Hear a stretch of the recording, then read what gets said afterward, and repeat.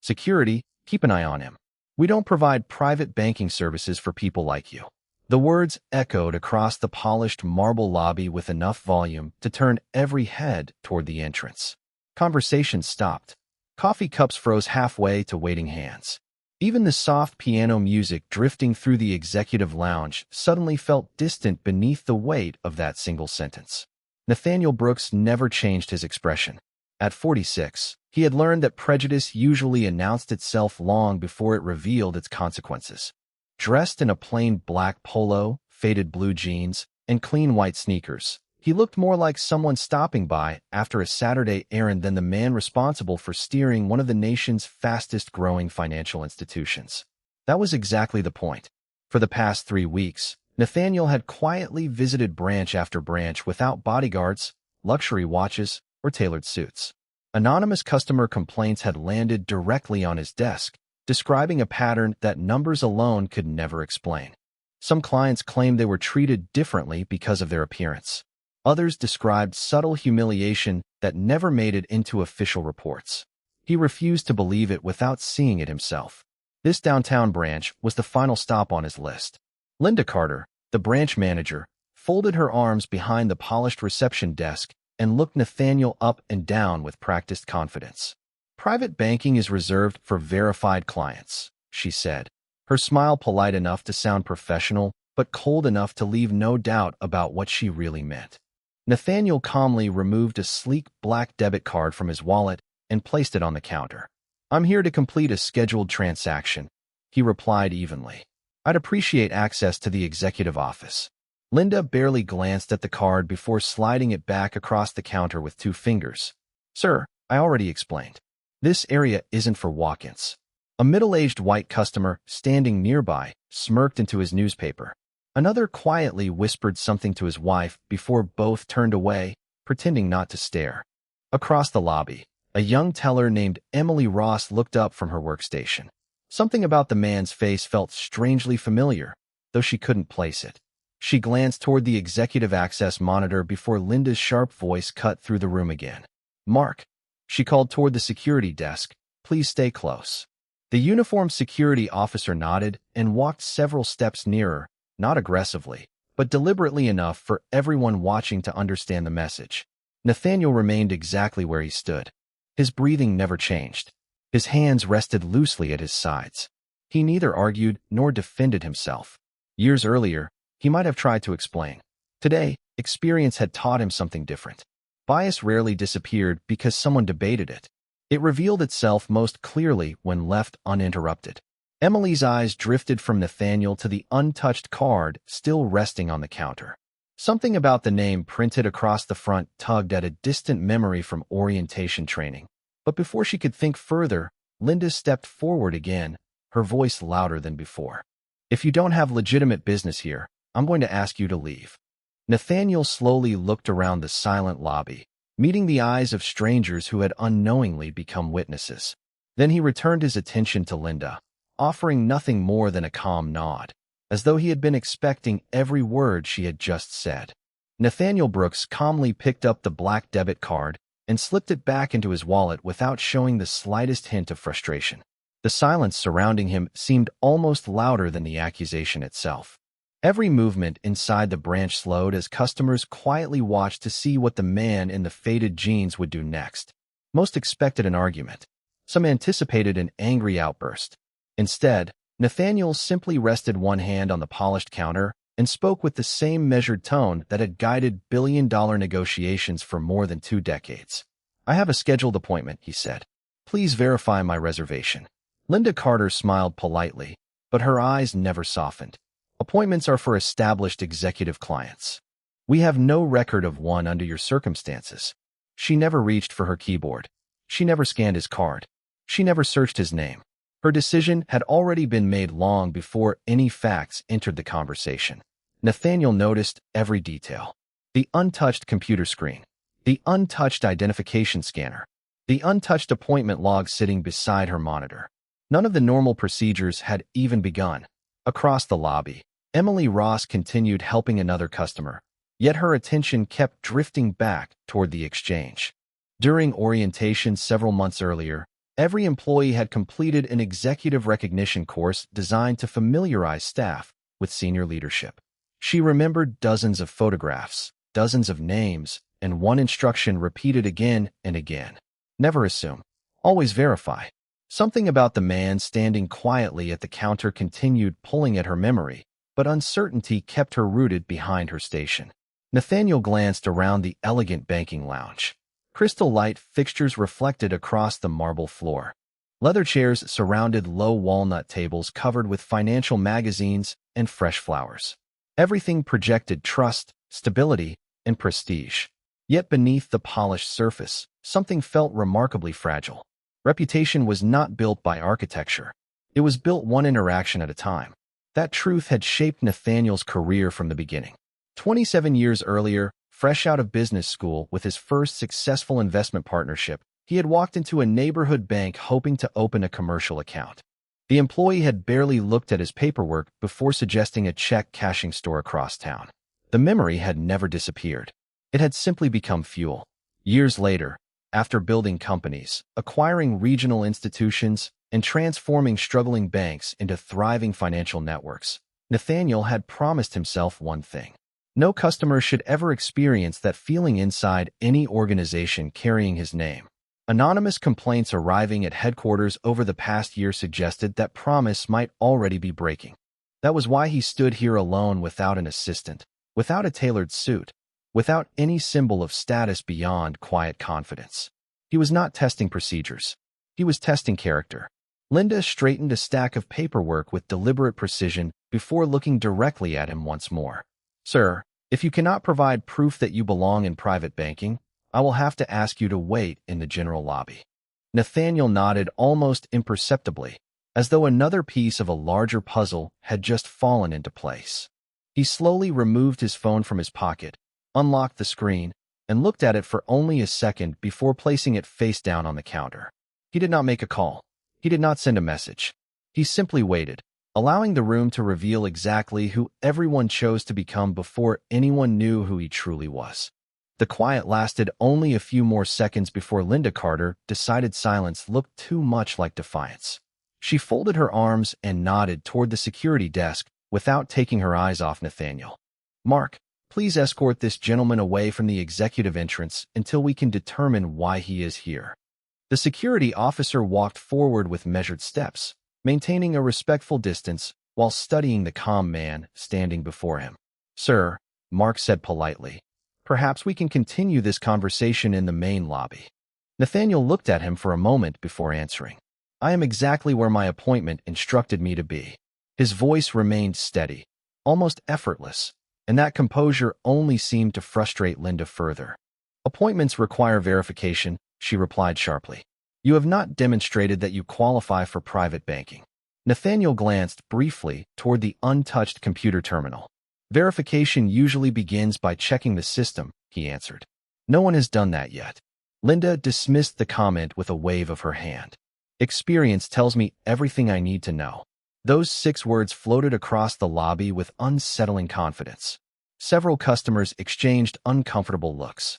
A businessman in an expensive gray suit sitting near the espresso station leaned back in his chair and chuckled. She is trying to save everyone time, he said loudly enough for others to hear.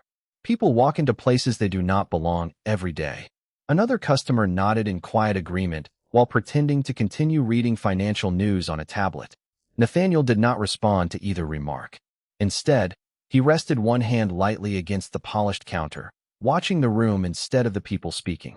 He had spent decades studying boardrooms, negotiations, and acquisitions, and one lesson had remained constant. Pressure never created character. It revealed it. Emily Ross felt the knot in her stomach tighten. She finally opened the executive recognition database on her workstation without telling anyone.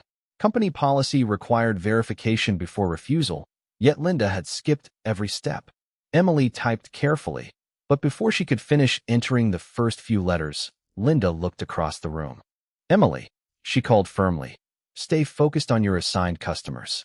Emily immediately minimized the screen, though the uneasy feeling refused to disappear. Nearby, another teller quietly whispered, he should probably just leave. The words were soft, but Nathaniel heard them. He heard every whisper, every assumption, every conclusion reached without evidence. None of it surprised him anymore. What mattered was not whether people underestimated him. What mattered was how quickly they abandoned fairness while doing it. Mark shifted his weight uneasily. Unlike Linda, he had not witnessed any threatening behavior. The man standing before him had raised neither his voice nor his posture. Everything about him suggested patience rather than confrontation. Even so, protocol required him to follow management instructions unless given a reason not to. Linda stepped around the reception desk, stopping several feet from Nathaniel with the confidence of someone certain the room agreed with her. "This is your final opportunity," she said. "Either return to the public lobby, or I will document your refusal to cooperate." Nathaniel slowly lifted his eyes to meet hers. There was no anger behind them, only quiet disappointment. Then, without another word, he picked up his phone, unlocked the screen once again, and gently placed his thumb above a single contact, waiting just long enough for everyone else to decide exactly how far they were willing to go before the truth entered the room. Emily Ross could no longer ignore the feeling that had been growing since the moment Nathaniel Brooks walked through the front doors. While the lobby remained frozen between quiet judgment and rising tension, she carefully reopened the executive recognition database on her monitor, making sure Linda Carter was distracted by another conversation. Her fingers moved slowly across the keyboard. The search bar blinked once before she entered the first few letters of the name printed on the black debit card she had glimpsed earlier. Before the results could fully load, another customer stepped to her window asking for assistance. Emily apologized politely, completed the simple transaction, and immediately returned to the screen. This time a profile began appearing, but only the top portion before the system requested elevated authorization. She frowned.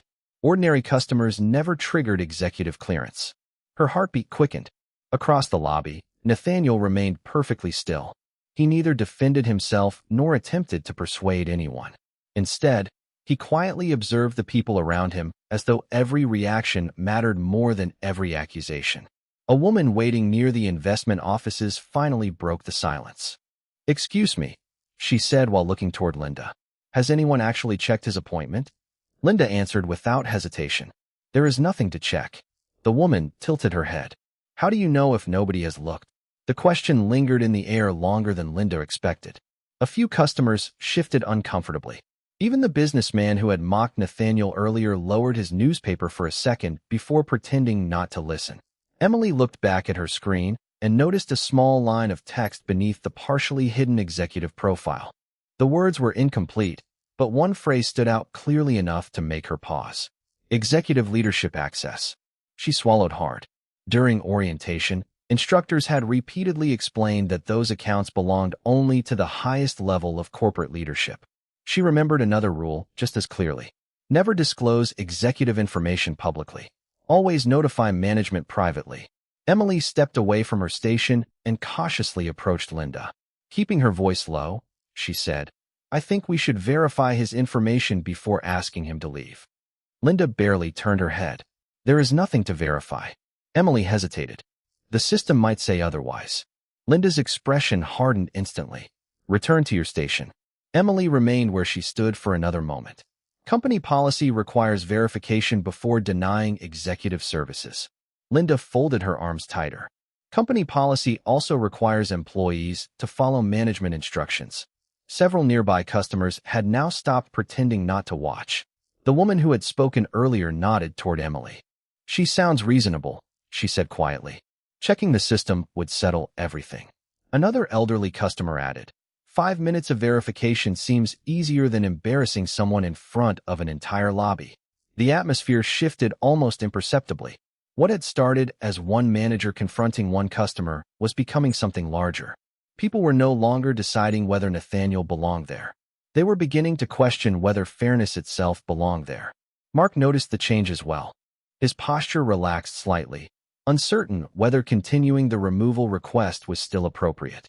Nathaniel finally looked toward Emily for the first time. Their eyes met only briefly. He offered a small, respectful nod, not because she recognized him, but because she had chosen to ask for facts before reaching a conclusion. Emily drew a slow breath, gathered her courage, and turned back toward Linda. With respect, she said clearly enough for everyone nearby to hear. I believe we are making a serious mistake. Emily's words settled over the lobby like a sudden change in the weather. No one spoke for several long seconds. Linda Carter looked around the room, noticing that the attention she had once controlled was beginning to shift away from her. Instead of questioning the quiet man in front of the reception desk, customers were now questioning the decisions being made around him. Linda forced a confident smile that did little to hide her irritation.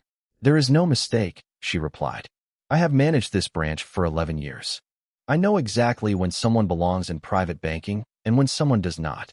Nathaniel Brooks listened without interruption. The certainty in her voice reminded him of another morning many years earlier. He was 22 years old, wearing the only business suit he could afford after graduating from college. He had spent months saving enough money to launch his first investment partnership and walked into a small neighborhood bank carrying a folder filled with business plans, financial projections, and letters of recommendation. Before anyone had opened the folder, an employee had smiled politely and suggested that a check cashing store several blocks away might be more appropriate for someone like him. Nobody had reviewed his documents. Nobody had asked about his business. The decision had been made the instant he walked through the door. That memory had never disappeared. It had become one of the quiet promises that shaped every decision he later made as a leader. If he ever had the opportunity to build an institution of his own, people would be judged by facts instead of assumptions. The memory faded as the present returned. Nathaniel looked around the elegant lobby once again. Different building, different decade, different people. Yet the pattern felt painfully familiar. Mark shifted uneasily beside him. Sir, he said in a respectful tone, I hope you understand that I am simply following instructions. Nathaniel offered a small nod. I do understand, he answered. Everyone makes choices. Some people choose to verify. Others choose to assume. Mark lowered his eyes for a brief moment, reflecting on the words. Emily stood silently near her workstation, still hoping someone in management would finally request a simple account verification. Instead, Linda took another step forward. This discussion has gone on long enough, she declared. If you refuse to relocate to the public lobby, I will document that you decline to cooperate with branch procedures. Nathaniel slowly reached for the phone resting on the polished counter. His thumb unlocked the screen with practiced ease. He scrolled through only a handful of names before stopping on one contact that carried no photograph and no title, only two simple words. Protocol 6. He pressed the call button. The line connected almost immediately. Good morning, came a calm voice on the other end. Nathaniel spoke quietly, without anger or emotion, as though confirming an ordinary meeting. Please activate Protocol 6 for the downtown executive branch. Begin full executive review. There was no dramatic pause, no raised voice, only a brief reply. Confirmed. Activation begins now. Nathaniel ended the call, placed the phone back on the counter, and folded his hands comfortably in front of him. Around the lobby, nothing appeared different. The marble floors still reflected the morning light.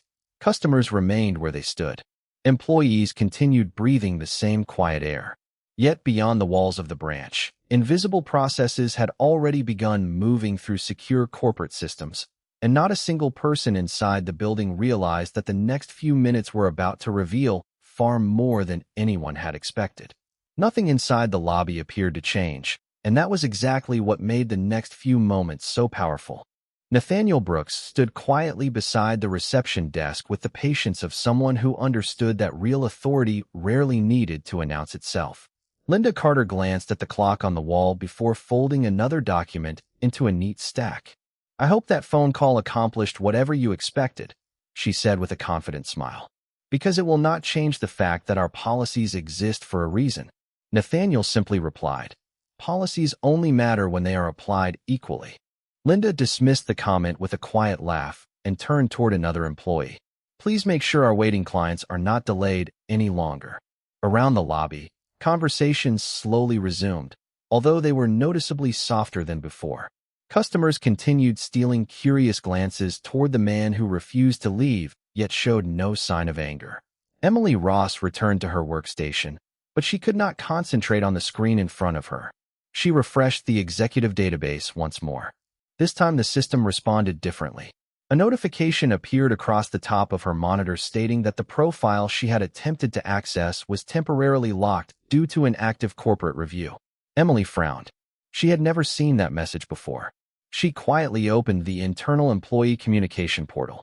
Several notification icons appeared almost simultaneously before disappearing again, as though administrative permissions were changing somewhere beyond her access level. She looked toward the branch manager, wondering if Linda had received the same alerts. Linda's computer remained untouched. She had not noticed anything unusual because she was too busy explaining to another customer that maintaining standards was part of delivering exceptional service. Nathaniel observed every detail without speaking. He recognized the invisible rhythm of corporate systems coming to life. Somewhere at headquarters, compliance officers were retrieving surveillance footage. Human resources specialists were reviewing employee conduct reports. Internal audit teams were opening complaint files that had remained buried beneath routine paperwork for months. None of those actions created noise inside the branch, yet each passing second quietly shifted the balance of the morning. Mark noticed his company radio vibrate softly against his belt. He glanced at the display but found only a request instructing all security personnel to remain available for pending executive communication. The wording seemed unusual. He had never received a message phrased quite like that. Looking back toward Nathaniel, he found himself wondering who this calm stranger really was. Nearby, the businessman who had mocked Nathaniel earlier leaned toward another customer and whispered, "This has gone on longer than I expected." The other man answered, "If they had simply checked the appointment when he asked, we would probably all be back to our own business." More customers quietly nodded in agreement. The atmosphere had changed again. It was no longer centered on suspicion. It had become centered on procedure, fairness, and unanswered questions. Linda remained completely unaware of the shift. Certain that she had already won, she looked directly at Nathaniel once more. "You still have time to walk away before this becomes an official incident," she said. Nathaniel met her gaze with the same calm expression he had carried since entering the building. "Sometimes," he answered softly, "the most important moments begin the instant people believe the story is already over." At that exact moment, several office telephones behind the reception area began ringing almost together, and every employee instinctively turned toward the sound without realizing that the quiet review taking place far beyond the walls of the branch had finally reached their door. The ringing telephones continued echoing behind the reception desks until one by one the employees answered them. Each conversation lasted only a few seconds, yet every face changed in exactly the same way. Calm expressions became confused. Confusion slowly gave way to concern. One financial advisor quietly stood from his office and walked toward Linda Carter, whispering that corporate operations was requesting immediate confirmation of all executive-level activity inside the branch. Linda frowned. "Tell them everything is under control," she answered confidently. "There has simply been a misunderstanding with a customer." The advisor hesitated. "They specifically asked whether a gentleman named Nathaniel Brooks is present." For the first time that morning, Linda paused before speaking. Her eyes drifted toward Nathaniel, then back to the employee. "How would they know that name?" she asked. Before anyone could answer, every large digital display normally showing investment updates suddenly faded to black. The lobby grew silent once again as customers looked upward. A moment later, the familiar company logo appeared, followed by a secure executive conference connection. Several employees instinctively straightened their posture. Emily Ross stared at the screens in disbelief. She had only seen this level of system override demonstrated during emergency leadership training. The connection stabilized, revealing the chief operating officer seated inside the corporate headquarters conference room, surrounded by members of the executive compliance team. No one inside the branch spoke. Linda quickly forced a professional smile. "Good morning," she began. "We were not expecting a corporate conference." The chief operating officer did not return the smile. Instead, he looked directly toward the center of the lobby. "Good morning, Mr. Brooks," he said with calm respect. "Protocol 6 has been fully activated. Executive review is now underway." Every eye in the room turned toward Nathaniel. He slowly picked up his phone from the counter and slipped it back into his pocket before taking a single step forward. His expression had not changed since the moment he entered the building. He looked first at Emily, whose quiet courage had reminded him that integrity still existed inside the organization. Then he looked at Mark, who had chosen professionalism even while following difficult instructions. Finally, his attention settled on Linda Carter. She stood motionless, trying to reconcile the man she believed she understood with the reality unfolding around her. Nathaniel spoke quietly enough that no one had to strain to hear him. "This morning," he said, "you decided who I was before you decided to verify my identity." The words lingered across the lobby. He continued in the same measured tone. "You refused to check an appointment. You refused to scan a card. You refused to search a name. Every opportunity to choose facts over assumptions was placed in front of you." Linda opened her mouth as though searching for an explanation, but no words came. Nathaniel took one final step toward the reception desk. "You believed appearance was enough to make a decision," he said. "Now allow me to provide the information that should have been verified from the beginning." He paused only long enough for the silence to settle completely over the marble lobby before speaking the sentence that changed everything. "My name is Nathaniel Brooks, and I am the Chief Executive Officer of this bank." No one moved. No one whispered. Even the air inside the branch seemed to stand still as the weight of those words reached every corner of the room. The silence lasted only a heartbeat before every screen in the branch confirmed what Nathaniel Brooks had just said. His executive profile appeared beside the company's seal, followed by the official message authorizing an immediate corporate compliance review. The chief operating officer spoke with calm precision. "This branch is now operating under direct executive oversight. All current procedures are suspended pending investigation." Linda Carter stared at the display as though reading a language she no longer understood. She instinctively reached for her keyboard, intending to access the branch management portal, but the screen rejected her credentials. She tried again more carefully. The same message appeared. "Access unavailable. Please contact corporate administration." A quiet notification sounded from several employee computers almost simultaneously. Emily Ross looked down at her monitor and saw a secure company bulletin requesting that all staff remain at their assigned stations until executive review was completed. Mark's security radio vibrated once more. This time the message was unmistakable. "Maintain a safe environment. Await instructions from executive security." He slowly clipped the radio back onto his belt and took one respectful step away from Nathaniel, no longer standing between him and the reception desk. Around the lobby, customers watched in complete silence as the atmosphere transformed from ordinary business to historic accountability. The businessman who had laughed earlier lowered his eyes, suddenly finding the marble floor more interesting than anyone around him. The woman who had defended simple verification quietly folded her hands together, relieved that fairness had finally found its voice. Nathaniel remained composed.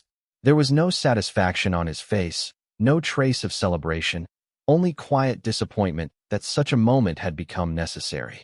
The chief operating officer continued speaking through the conference display.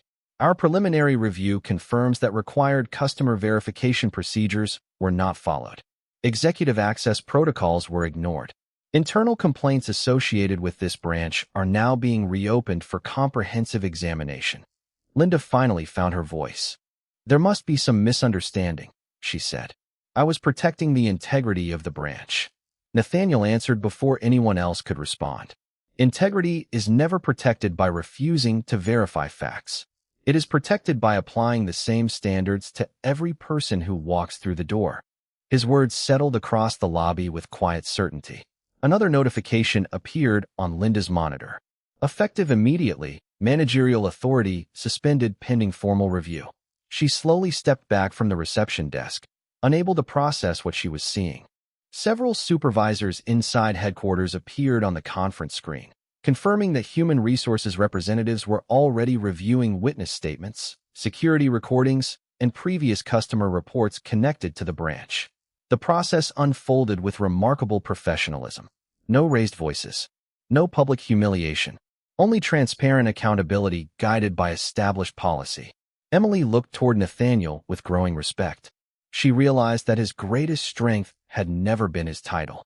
It had been his willingness to let truth reveal itself without anger. Nathaniel turned toward her and offered another small nod, acknowledging the courage it had taken to ask for verification when remaining silent would have been easier. Then he looked across the lobby at every employee and every customer who had witnessed the morning unfold.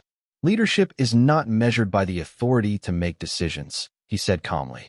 It is measured by the discipline to make fair ones. No one challenged the statement. The marble lobby that had welcomed the day with assumptions now stood quietly united beneath a lesson that every person present would remember long after the executive review had come to an end. The executive conference ended, but the silence it left behind carried more meaning than any speech could have delivered. Employees remained at their stations as corporate representatives continued coordinating the formal review through secure communication channels. Customers slowly resumed their conversations, yet every voice seemed softer than before, as though everyone understood they had witnessed something far greater than an ordinary business morning. Nathaniel Brooks looked around the lobby one final time. The polished marble floors, elegant lighting, and carefully designed furniture were exactly as they had been when he first walked through the doors less than an hour earlier. The building had not changed. The people inside it had. Emily Ross stepped forward, stopping a respectful distance away. "Sir," she said quietly, "I am sorry for everything that happened." Nathaniel offered a warm smile. "You do not owe me an apology." Emily looked surprised. "But I work here." Nathaniel gently shook his head. "You chose to ask for the truth before reaching a conclusion.